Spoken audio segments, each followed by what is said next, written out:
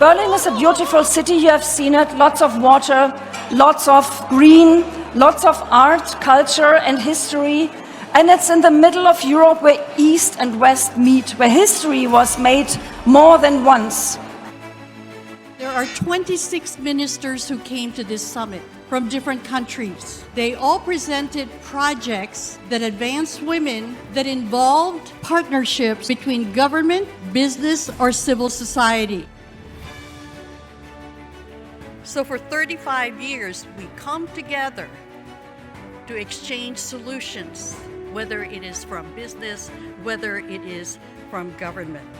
What we wanted is to accelerate, to speed up women's access to economic futures that are better, to share, as I said, what works.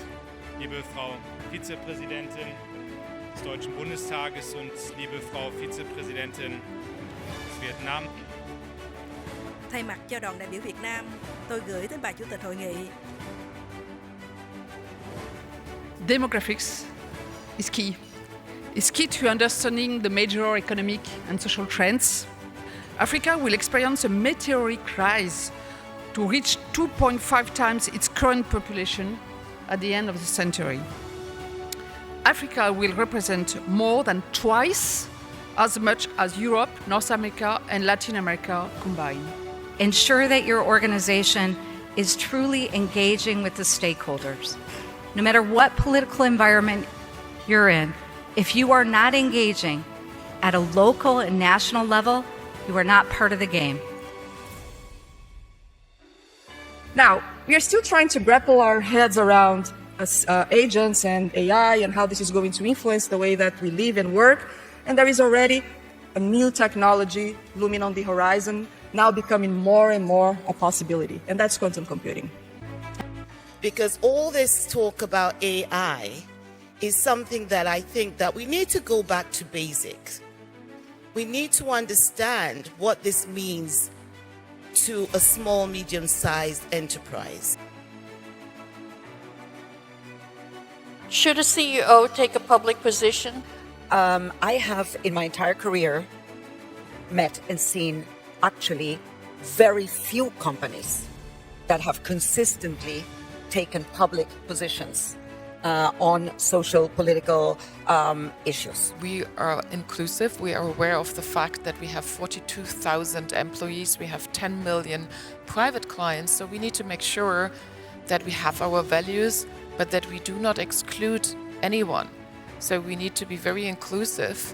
And I think that is also very important when thinking about all the things. How do you ensure that your values are disseminated across the company? My values is actually, giving the people the trust. And of course, I want to earn the trust of my team.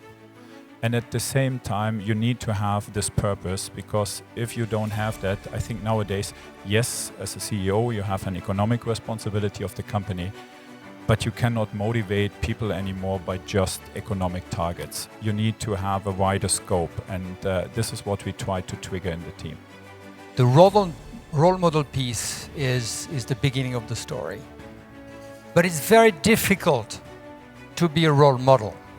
It's difficult because we fail, because we have our own limitations, etc. So it started with the narrative of saying that we strive to be a role model, but allow us to fail sometimes and show vulnerability, even though you have a high ambition.